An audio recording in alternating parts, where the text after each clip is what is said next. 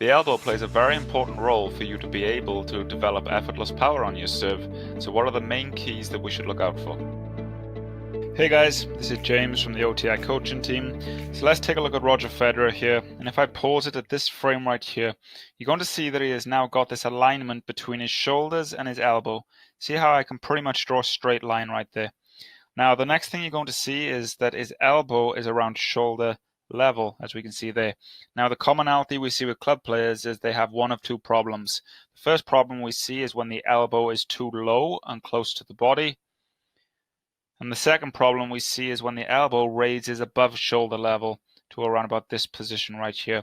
Now you really want to avoid both of these problems, since it's going to destroy your chances to be able to execute the other key components on the serve. So you want to focus on getting into this position here where the elbow is approximately just below shoulder level.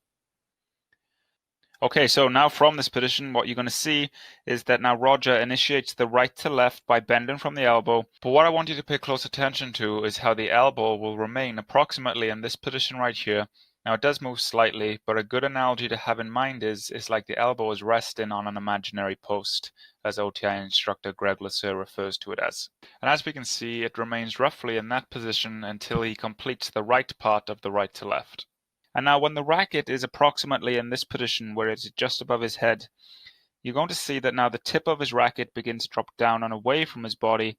And when this happens, his elbow now comes around and leads to contact. Take a look at this movement. See how now the elbow begins to come around and leads up to contact. Take a look at that one more time. So when the racket is approximately above his head, tip of the racket now drops down and away from his body. And as that happens, the elbow now comes around and leads up to contact. And it results in him getting into a good racket drop position right here, where you can see the racket is aligned along the right side of his body. Tip of the racket is nice and low, and he has a good relationship between his hand and his elbow.